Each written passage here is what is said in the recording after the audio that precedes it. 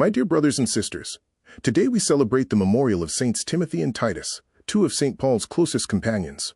They were leaders in a divided world, tasked with bringing order and unity to the early church. Their mission is framed perfectly by today's challenging readings. In the Gospel, Mark chapter 3 verses 22 to 30, Jesus is performing miracles, yet the scribes from Jerusalem aren't impressed. They are threatened. They resort to a desperate smear campaign.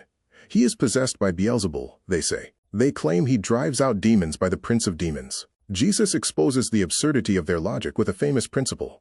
If a house is divided against itself, that house cannot stand.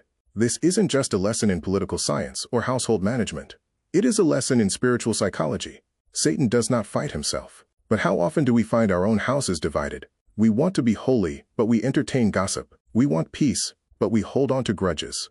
We want to follow God, but we keep the strong man, our ego, our pride, our addictions, locked in the basement of our hearts instead of letting Jesus bind him and clear the house.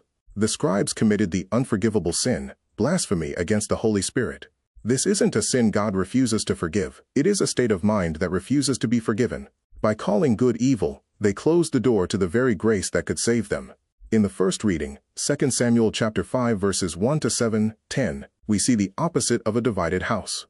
All the tribes of Israel come to David at Hebron and say, "We are your bone and your flesh." This unity allowed David to conquer the fortress of Zion. He became ever greater because the Lord of hosts was with him. Timothy and Titus, whom we honor today, were the glue that held the early Christian houses together.